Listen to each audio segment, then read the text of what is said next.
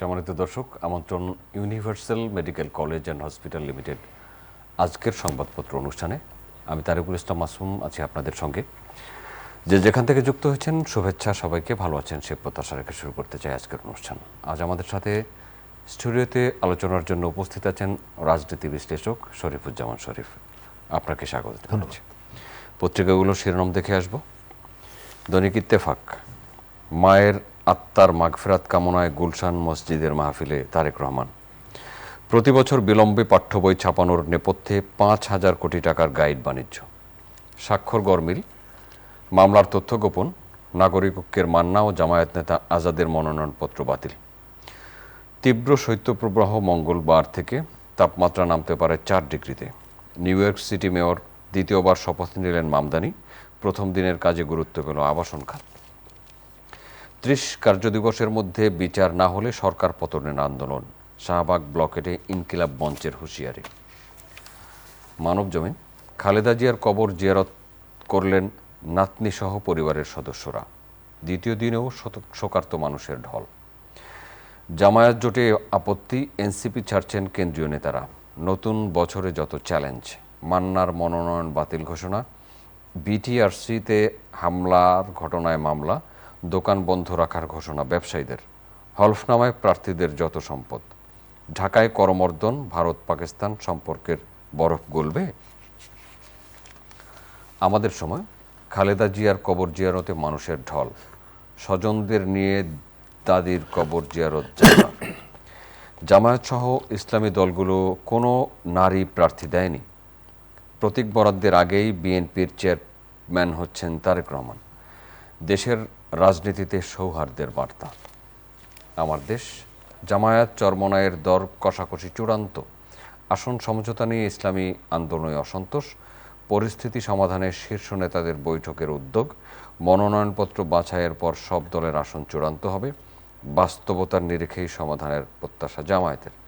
গঠনতন্ত্র অনুযায়ী তারেক রহমান এখন বিএনপির চেয়ারম্যান। জুলাই গণহত্যায় পুলিশের বিচারে অগ্রগতি। কালবেলা, সীমান্তের 28 ফাঁকফোকর দিয়ে ঢুকছে আগ্নেয়াস্ত্র। দক্ষিণ পূর্ব সীমান্ত দিয়ে ঢুকছে ভারী অস্ত্র। পশ্চিম সীমান্তে ঢুকছে তুলনামূলক ছোট আগ্নেয়াস্ত্র। অস্ত্র কারখানার সন্ধান মিলেছে দেশেও। ব্যবহার হতে ভোটের আগেও পরে। দেশের ভেতরে থাকা অস্ত্র উদ্ধারে পুলিশকে নির্দেশ। দোয়া প্রার্থনায় খালেদা জিয়ার রুহের মাগফিরাত কামনা। চাচি চাচাতো বোনকে নিয়ে দাদির কবর জিয়ারত জাইমার। ফের শাহবাগে ইনকিলাব মঞ্চ। 30 কার্যদিবসে হাদি হত্যার বিচার না হলে সরকার পতনের আন্দোলন। দেশ রূপান্তর, খালেদা জিয়ার মহাপ্রয়াণ। সমাধিস্থলে মানুষের ঢল, মসজিদে দোয়া। বহুমুখী চ্যালেঞ্জে এসি। প্রেস সচিব বললেন, নির্বাচন নিয়ে আগ্রহ দেখাচ্ছে বিদেশি রাষ্ট্রগুলো। হলফনামায় প্রার্থীর তথ্যের বিশ্বাসযোগ্যতা নিয়ে প্রশ্ন। ফয়েজ আহমদ তৈয়ব, আগামী 90 দিন অবৈধ হ্যান্ডসেট বন্ধ হবে না। আজাদ, মান্না ও কাফির মনোনয়নপত্র বাতিল। খবরের কাগজ, স্ত্রীরা বেশি সম্পদশালী। হলফনামার তথ্য। বাছাইয়ে বাদ মান্না, আজাদ, রতন। জামায়াত দিতে চায় কম, শরিকদের দাবি বেশি। তারেক রহমান এখন বিএনপির চেয়ারম্যান। ইরানে বিক্ষোভ, নিহত 7। ক্ষুব্ধ ট্রাম্পের হুঁশিয়ারি। ডক্টর কামাল হোসেন হাসপাতালে ভর্তি। ইনকিলাব, নির্বাচনের আগে 2 প্রতিদ্বন্দ্বী দলের সমঝোতা। জামায়াতের দেশ গড়ার আবদার। যেভাবে জাইমা রহমানকে ধীরে ধীরে তৈরি করছেন তারেক রহমান। ঋণখেলাপি, তথ্যের গরমিল, জাল স্বাক্ষর, বাতিল হচ্ছে প্রার্থীদের মনোনয়ন। খালেদা জিয়ার জন্য সারা দেশে দোয়া ও মিলাদ মাহফিল। গুলশান আজাদ মসজিদে দোয়া মাহফিলে উপস্থিত ছিলেন তারেক রহমান। সময়ের আলো, 1250 সিলিন্ডার মিলছে না 2500তেও। মায়ের জন্য দোয়া, তারেক রহমানের। দাদির কবর জিয়ারতে জাইমা। মায়ের পদে আসীন হচ্ছেন তারেক। হলফনামায় যাচাইহীন হিসাবের রাজনীতি। করতোয়া, মান্না, আজাদ, জিন্না সহ শতাধিক প্রার্থিতা বাতিল। জাতীয় সংসদ নির্বাচনে মনোনয়ন যাচাই বাছাই। খালেদা জিয়ার জন্য সারা দেশে দোয়া। ভারমুক্ত হচ্ছেন তারেক রহমান। পত্রিকাগুলোর শিরোনাম পড়ছিলাম। বেগম খালেদা জিয়া প্রয়াত হয়েছেন। 3 দিনের জাতীয় শোক শেষ হলো। বিএনপির 7 দিনের কর্মসূচি চলছে। বেগম খালেদা জিয়ার জন্য দোয়া এবং তার কবর জিয়ারতের জন্য দেশের বিভিন্ন প্রান্ত থেকে মানুষ আসছে, কবর জিয়ারত করছেন, দোয়া করছেন। বেগম খালেদা জিয়ার অবর্তমানে তার ছেলে তারেক রহমান বিএনপির হাল ধরেছেন, পত্রিকাগুলোর শিরোনাম পড়ছেন তিনি শিগগিরই ভারমুক্ত হচ্ছেন। যে কোনো জায়গা থেকে শুরু করতে পারেন। আপনাকে ধন্যবাদ, দর্শক শ্রোতাদেরকে ধন্যবাদ। প্রথমত বেগম খালেদা জিয়ার মৃত্যু নিয়ে গত কয়েকদিন ধরে দেশের মানুষ শোকে বিহ্বল হয়ে আছে এবং এই শোক পালনের একটা রাষ্ট্রীয় যে ঘোষণাটা ছিল সেটি শেষ হতে যাচ্ছে। গতকালকে বেগম খালেদা জিয়ার স্মরণে মিলাদ মাহফিল হয়েছে। তার মৃত্যুকে নিয়ে অনেক আলাপ আলোচনা, বাংলাদেশের রাজনীতিতে তার ভূমিকা, তার অবদান, এই বিষয়গুলো নিয়ে আলোচনা হচ্ছে। আমার দৃষ্টিতে প্রায় গত 15 বছর বেগম খালেদা জিয়াকে জনগণ থেকে বিচ্ছিন্ন করার যে উদ্যোগগুলো ছিল, যে চেষ্টাগুলো ছিল, সেই চেষ্টা যে সফল হয়নি, বরং কোনো কোনো আচরণের জন্য মানুষের মধ্যে তীব্র ক্ষোভ এবং রাষ্ট্রীয় সে আচরণের প্রতি ঘৃণা জন্মেছে। তার প্রকাশ ঘটেছে তার জানাজাত থেকে শুরু করে। আমি এখানে আসার পথে এখনও দেখলাম যে মানুষের ভিড়, বিশেষ করে ক্রিসেন্ট লেকের আশপাশে প্রচুর মানুষ তারা সেখানে আছেন। সবাই হয়তো এই রাতের বেলায় সেখানে যেতে পারবেন না, কিন্তু তাদের চলাফেরা দেখলে মনে হচ্ছে যে তারা সুযোগ পেলে বেগম খালেদা জিয়ার কবর জিয়ারত করতে চান বা সেখানে যেতে চান। একজন রাজনীতিবিদের পৃথিবীর কেউই সারা জীবন বেঁচে থাকেন না, একটা সময় কিন্তু তার কর্মের মধ্য দিয়ে, তার রাজনীতির মধ্য দিয়ে মানুষের জীবনে বা মানুষের মনে যে ছাপটা রেখে যান, তার প্রমাণটা হচ্ছে বেগম খালেদা জিয়ার মৃত্যুর পরে এই যে মানুষের শোক প্রকাশ থেকে শুরু করে এখন পর্যন্ত যে নানা আনুষ্ঠানিকতা। আমি এই জায়গাটা শেষ করব বেগম খালেদা জিয়ার প্রতি শ্রদ্ধা জানানোর নানা মাধ্যম আছে, তার কবরে গিয়ে কবর জিয়ারত করা, তার জন্য দোয়া করা, প্রার্থনা করা, কিন্তু বেগম খালেদা জিয়ার প্রতি সবথেকে বড় শ্রদ্ধাটা জানানো হবে যদি আমরা নির্ধারিত সময়ের যে নির্বাচনের যে তফসিল, এটি অনুসরণ করে দেশকে যদি নির্বাচিত একটা সরকারের কাছে নিয়ে যেতে পারি। কারণ বেগম খালেদা জিয়া আপোষহীনভাবে যে জায়গাগুলোতে লড়াই করেছেন, তার একটা বড় জায়গা ছিল একটা গণতান্ত্রিক শাসন, গণতান্ত্রিক শাসন ব্যবস্থা, মানুষের ভোটাধিকার। আগামী যে নির্বাচনটি হতে যাচ্ছে, সেই নির্বাচনটা কতটুকু গ্রহণযোগ্য হবে, কতটুকু অংশগ্রহণমূলক হবে, এই বিষয়গুলো নিয়ে নানা ধরনের কথাবার্তা ইতিমধ্যেই হচ্ছে। অংশগ্রহণমূলক হচ্ছে নাকি? এখন ভোটারের অংশগ্রহণের উপরে নির্ভর করবে যে নির্বাচনটি কেমন হচ্ছে।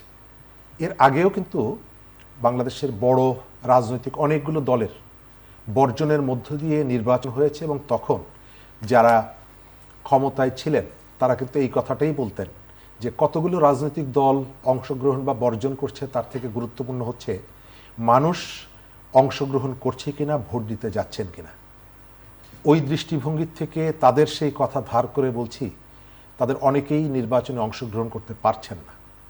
সুতরাং আজকেও ওই কথাটাই ধার করে বলছি যে সবাই অংশগ্রহণ করার সেই ধরনের পরিবেশ থাকলে ভালো হতো। অংশগ্রহণ করতে পারলে, প্রতিদ্বন্দ্বিতাপূর্ণ নির্বাচন হলে এটি দেশের ভেতর এবং দেশের বাইরে আমাদের গ্রহণযোগ্যতা বাড়ত, সরকারের স্বচ্ছতা বাড়ত, মানুষ পছন্দ করার সুযোগ পেত। কিন্তু যে পরিবেশ বা পরিস্থিতিতে নির্বাচন হোক না কেন, জনগণের অংশগ্রহণ যদি না থাকে, ভোটারের অংশগ্রহণ এবং একটা ভীতিকর অবস্থার মধ্যে যদি ভোট কেন্দ্রে আপনাকে যেতে হয়, তাহলে সেই নির্বাচনটা গ্রহণযোগ্য। আপনার সাথে একটু যুক্ত করি, আমরা এই হেডলাইনটি এখানে পড়িনি। জাতীয় পার্টির নির্বাচনে অংশগ্রহণ বিষয়ে এনসিপির বক্তব্য আছে, তাদেরকে অংশগ্রহণ করার সুযোগ না দেওয়ার জন্য তারা বলছেন। এই জায়গাটায় এনসিপি এর আগেও, শুধু এনসিপি না, আরও বেশ কয়েকটি রাজনৈতিক দল তারা দাবিগুলো করেছে। এবং আপনি জানেন জামাতের নেতৃত্বে যে 8 দলীয় জোট, তারা যে 4টি দাবিতে এতদিন আন্দোলন করেছে, তার মধ্যে একটা ছিল জাতীয় পার্টিকে নিষিদ্ধ করা। আমাদের এখানে জাতীয় পার্টি রাজনৈতিকভাবে আওয়ামী লীগের সহযোগী ছিল, আওয়ামী লীগের দোসর ছিল। আবার এটাও সত্যি যে জাতীয় পার্টির সঙ্গে রাজনীতি করেছেন দীর্ঘদিন সরকারের সুযোগ সুবিধা গ্রহণ করেছেন তাদের অনেকেই ইতোমধ্যে অন্যান্য রাজনৈতিক দলে যোগদান করে নমিনেশন পাওয়ার চেষ্টা করছেন। সুতরাং এই জায়গাটা স্পষ্ট হওয়া দরকার। নমিনেশন পেয়েছেন কি? রাজনৈতিক দলের অন্যান্য রাজনৈতিক দলের চেষ্টা করছেন, যেমন গোলাম মসিহ একসময় জাতীয় পার্টির নেতা হিসাবে আওয়ামী লীগের সময় দীর্ঘদিন তিনি একটা রাষ্ট্রদূতের দায়িত্ব পালন করেছেন। তিনি সম্ভবত ইসলামী আন্দোলন বাংলাদেশে যোগদান করেছেন নারায়ণগঞ্জ থেকে চাচ্ছেন। তো আপনি আসলে ঘৃণা করছেন, প্রতিবাদ করছেন, এটিকে অবস্থান পরিবর্তনের সঙ্গে সঙ্গে তার অপরাধটা বা যে অভিযোগটা, সেই অভিযোগ থেকে তিনি নিষ্কৃতি পান কিনা।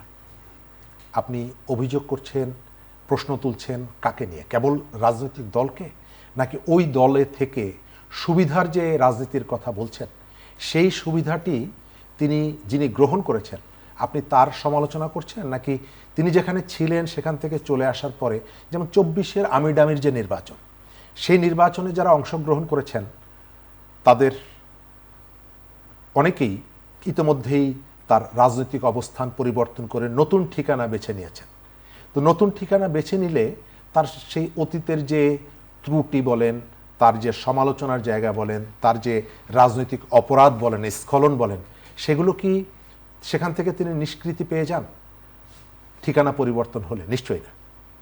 আমাদের এখানে ভালো এবং খারাপের যে বিভাজনটা আমরা করি, এটি সবসময় নিজের দিকে তাকিয়ে আমার সাথে থাকলে ভালো, আর আমার সঙ্গে যদি আপনি না থাকেন তাহলে আপনি ভালো না।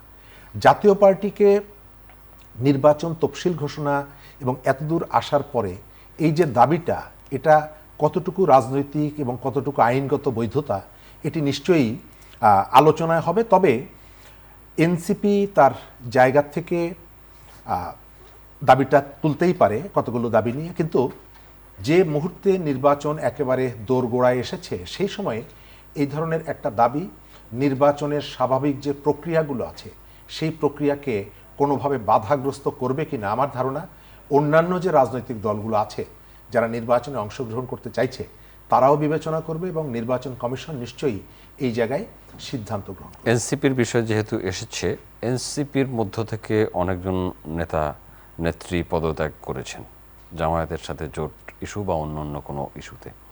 এনসিপি 30টি আসনে মনোনয়ন, 30টি আসন পাচ্ছে জোট থেকে। কয়েকজন বেরিয়ে গেছে এবং স্বতন্ত্র নির্বাচনও করছেন।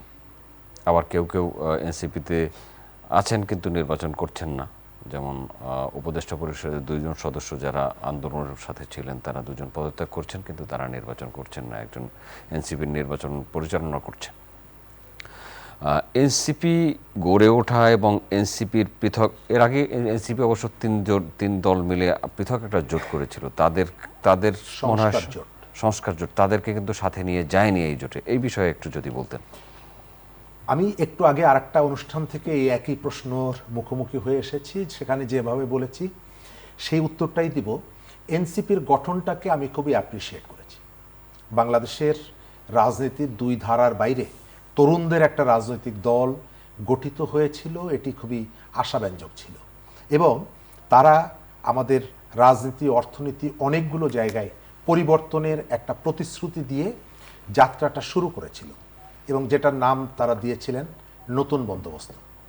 বিশ্ববিদ্যালয়ের পড়াশুনো করা একেবারে কতগুলো ব্রাইট স্টুডেন্ট যারা তাদের নিজের ক্যারিয়ারের দিকে নজর না দিয়ে সমাজ এবং রাষ্ট্রের মধ্যে একটা ইতিবাচক পরিবর্তনের জন্য যে যাত্রাটা শুরু করেছিল, এই ভোটে জামাতের সঙ্গে জোটবদ্ধ হওয়া, আমি শুধু জামাতের কথা বলছি না, কোনো রাজনৈতিক দল, যে রাজনৈতিক দলগুলোর সঙ্গে এর বাইরে যারা নির্বাচন করছে তারা সবাই এনসিপির ভাষায় নতুন এবং পুরনো বন্দোবস্তের মধ্যে পুরনো বন্দোবস্তের সমর্থক। সুতরাং একটা দল যখন এই বক্তব্য দিয়ে নতুন বন্দোবস্তর কথা বলে মানুষের মধ্যে একটা স্বপ্ন জাগিয়ে সেই পুরনো ধারায় ফিরে যায়, স্বাভাবিকভাবে অনেকগুলো প্রশ্ন তৈরি হয় এই যাওয়ার উদ্দেশ্য নিয়ে। সম্ভবত আমার ধারণা আগামী নির্বাচনে সম্ভবত এমপি হওয়ার অদম্য বাসনার জায়গা থেকে মানুষের দীর্ঘদিনের যে প্রত্যাশা এবং স্বপ্নর বাইরে গিয়ে রাজনৈতিক অবস্থানটা গ্রহণ করাটা হয়তো ভোটের হিসাবে কেউ কেউ এমপি হয়েও আসবেন, জনপ্রতিনিধি হবেন, কিন্তু তাদের রাজনীতিটা কতটুকু সাস্টেনেবল হবে, মানুষ তার হৃদয়ের মণিকোঠায় তাদেরকে যে জায়গা দেওয়ার স্বপ্নটা দেখেছিলেন, সিদ্ধান্তটা নিয়েছিলেন, সেটি কতদিন টেকসই হবে এটি নিয়ে আমার সন্দেহ আছে। আমি মনে করি এনসিপির এই যে অবস্থানটা, তারা অনেকগুলো ব্যাখ্যা দিচ্ছে, বিশ্লেষণ করছে, কিন্তু আমার পর্যবেক্ষণ হচ্ছে যে একমাত্র সংসদে আসন নিশ্চিত করার জন্যই তারা এই সিদ্ধান্তটি নিয়েছেন, এবং এর মধ্যে এক ধরনের সুবিধাবাদী প্রবণতাটাও আছে। তারা সিদ্ধান্ত গ্রহণ করার আগে যে বক্তব্যটা দিয়েছেন যে আমরা বিএনপির সঙ্গে এবং জামাতের সঙ্গে যুগপৎভাবে আলোচনাটা করেছি, আবার 3-4টা দল নিয়ে একটা জোট ঘোষণার ঠিক এক সপ্তাহের মাথায়, তার অর্থ হলো যে একদিকে তারা এই যে গণতন্ত্র সংস্কার জোট গঠন করার জন্য আলাপ আলোচনা করেছেন, আবার ভেতরে ভেতরে অন্য রাজনৈতিক দলগুলোর সঙ্গে আলোচনা চালিয়েছেন। এটা রাজনীতিতে কৌশল আমার মনে হয় না, এই ধরনের একটা সুবিধাবাদী প্রবণতা। আমি একাধিক জায়গায় আলোচনা চালিয়ে যাব এবং যেখান থেকে আমার নেগোসিয়েশনে সুবিধা হবে আমি তার সাথে যাব। এর সাথে আসলে নীতি নৈতিকতা নেই। আমরা এনসিপির একটা সমৃদ্ধ রাজনীতি ধারণ করবে এটি প্রত্যাশিত ছিল।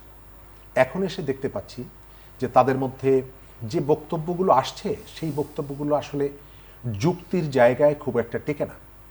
আর একই সঙ্গে একাধিক রাজনৈতিক দলের সাথে আলোচনা করা, যে দলগুলো আসলে পুরনো বন্দোবস্তর কথা বলেছে, এবং স্পষ্ট করে আমার মনে আছে জুলাই অভ্যুত্থানের পরে এনসিপির নেতাদের অনেকের কাছেই শুনেছিলাম এবং আশাবাদী হয়েছিলাম যে আমরা আওয়ামী লীগের ফ্যাসিবাদ বিতাড়ন করেছি নতুন করে বিএনপিকে ক্ষমতায় আসতে দেওয়ার জন্য না।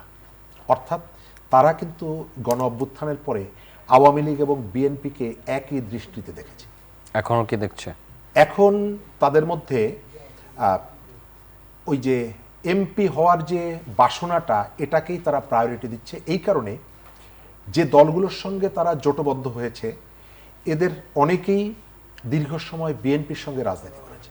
সুতরাং আপনি যদি বিএনপির সমালোচনাটা করেন, কিছুটা হলেও ওই যে সমস্ত কারণে আপনি সমালোচনাটা করছেন, এই দলগুলো কোনো না কোনো জায়গায় ওই একই ধরনের রাজনৈতিক আদর্শ অথবা রাজনৈতিক কৌশল বা যাত্রী হিসাবেই দীর্ঘদিন একসাথে ছিল। সুতরাং সমালোচনা আপনি ওই যে শুরুতেই বললাম যে অর্ধেক অর্ধেক, আপনার যে যতটুকু প্রয়োজন আপনি সেটুকু গ্রহণ করবেন, আর যে সমস্ত জায়গায় সুবিধা সেটুকু নেবেন, অসুবিধার জায়গাটা আপনি বর্জন করবেন এবং বলবেন যে আমার আদর্শের কোনো সম্পর্ক নেই, সম্পর্কটা কেবল কৌশলের। নিশ্চয়ই আপনি নির্বাচনে যে ম্যানিফেস্টো দিবেন, এখানে আলাদা আলাদা করে 8টি দল আলাদা আলাদা ম্যানিফেস্টো দিবেন। মনোনয়নপত্র যাচাই বাছাই হচ্ছে, এর মধ্যে মাহমুদুর রহমান মান্না, হামিদুর রহমান আজাদ সহ কয়েকজনের হেভিওয়েট প্রার্থীর মনোনয়নপত্র বাতিল হয়েছে, আর হলফনামা নিয়ে আলোচনা আছে। আমাদের নির্বাচনে আমি গত কয়েকদিন ধরে দেখছিলাম রাজনৈতিক নেতাদের হলফনামায় যে তথ্য তারা দিচ্ছেন, বিশেষ করে সম্পদের, এর ভেতর থেকে আমার কাছে পরিষ্কার হচ্ছে যে আমাদের রাজনীতিবিদরা অতীত থেকে কোনো শিক্ষা গ্রহণ করেনি। রাজনৈতিক সংস্কৃতির যে পরিবর্তনের কথা আমরা বলেছিলাম সেটি হয়নি। একজন নেতা বলছেন তার স্ত্রীর 10 ভরি সোনার গহনা আছে, যার দাম হচ্ছে 1 লক্ষ টাকা, অর্থাৎ প্রতি ভরি 10,000 টাকা। আজকের বাজারে 10,000 টাকায় স্বর্ণ পাওয়া যায় না। একজন নেতা বলছেন আমার ব্যাংকে 1,000 টাকা জমা আছে, কিন্তু আমার স্ত্রীর 200 ভরি সোনার গহনা আছে, অথচ সেই স্ত্রী কোনো তার দৃশ্যমান কোনো আয় নেই। পরিষ্কার বোঝা যায় জনগণের সাথে এটা এক ধরনের ধোঁকাবাজি। আমরা এই নেতাদের কাছ থেকে যে ধরনের পরিবর্তনটা আশা করেছিলাম, একটা সরকারের প্রধানমন্ত্রীর কাজের লোকের 400 কোটি টাকার মালিক, তার বিপরীতে আমাদের নেতারা স্বচ্ছতা দিয়ে রাজনীতির গুণগত পরিবর্তনের চেষ্টা করবেন, এটাই ছিল জুলাই অভ্যুত্থানের অন্যতম আকাঙ্ক্ষা। কিন্তু এসে দেখা যাচ্ছে যে তারা সেই আকাঙ্ক্ষার থেকে খুব একটা নিজেদেরকে পরিবর্তন করেছেন তা না। তারা মানুষকে স্বপ্ন দেখাচ্ছেন, মানুষকে অনেক আশার বাণী শোনাচ্ছেন, কিন্তু এই যে সংস্কৃতিটা আমরা দেখতে পাচ্ছি, আজ থেকে 7-8 মাস আগে একজন ছাত্র নেতা তিনি মন্ত্রিসভা থেকে পদত্যাগ করে বললেন যে আমার ব্যাংকে মাত্র 10,000 টাকা আছে। 8 মাস পরে 7 মাস পরে তিনি তার ব্যাংকের হিসাব দিয়ে বলছেন ব্যাংকে আমার 25 লক্ষ টাকা আছে। আমি এটি টিউশনি করে অর্জন করেছি।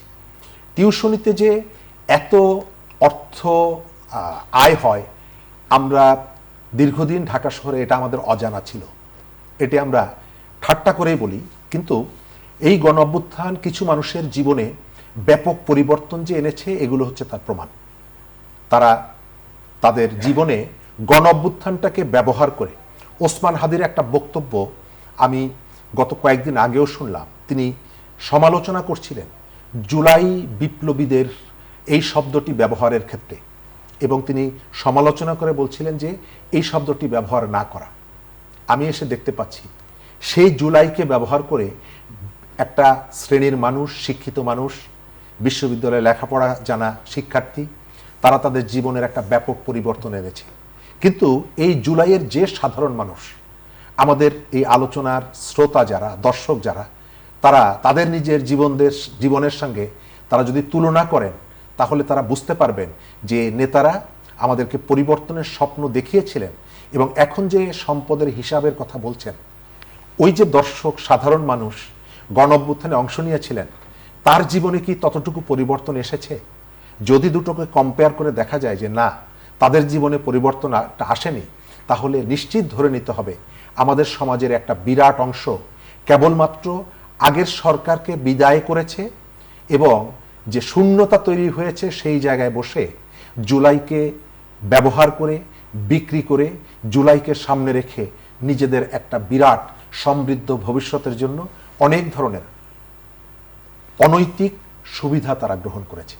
ওসমান হাদির শহীদ হওয়ার পরে এখন আবার শাহবাগ ব্লকেট করেছে ইনকিলাব মঞ্চ এবং বলেছে 30 কার্য দিবসের মধ্যে বিচার না হলে সরকার পতনের আন্দোলন হবে। এই সরকার তো ইনকিলাব মঞ্চকেও ধারণ করে, ইনকিলাব মঞ্চও এই সরকারকে ধারণ করত, কিন্তু এমন কেন হলো? এখনো কেন আন্দোলন করতে হচ্ছে? এই প্রশ্নটা আমার। ওসমান হাদি মারা যাওয়ার পরে রাষ্ট্রের পক্ষ থেকে যেভাবে অ্যাড্রেস করা হয়েছে এটা অনেক ঘটনার প্রেক্ষিতে এটি হয়নি। দেশের সরকার প্রধান জাতির উদ্দেশ্যে ভাষণ দিয়েছেন, একদিনের রাষ্ট্রীয় শোক পালিত হয়েছে, তাকে খুবই গুরুত্বপূর্ণ জায়গায় দাফন করা হয়েছে, কিন্তু তার খুনিরা ধরা পড়বে না এটি অপ্রত্যাশিত। যদিও সরকারের ভেতর থেকে নানা ধরনের প্রতিশ্রুতি আসছে। একই সঙ্গে সরকার যাত্রাটা শুরু করেছিল ভুল দিয়ে। নিশ্চয়ই আপনার মনে আছে যে মোটরসাইকেলের মালিককে গ্রেফতার করা হয়েছিল, তখন কিন্তু আমরা দেখেছিলাম যে বিচারের নামে সরকার তার আন্তরিকতা দেখাতে গিয়ে একটা ভুল সিদ্ধান্ত নিয়েছে এবং একজন নিরপরাধ মানুষকে গ্রেফতার করে এবং তাকে আদালতে কোনো কথা বলার সুযোগ না দিয়ে তাকে 7 দিনের রিমান্ডে পাঠিয়ে মাঝপথে তাকে মুক্তি দিয়েছে।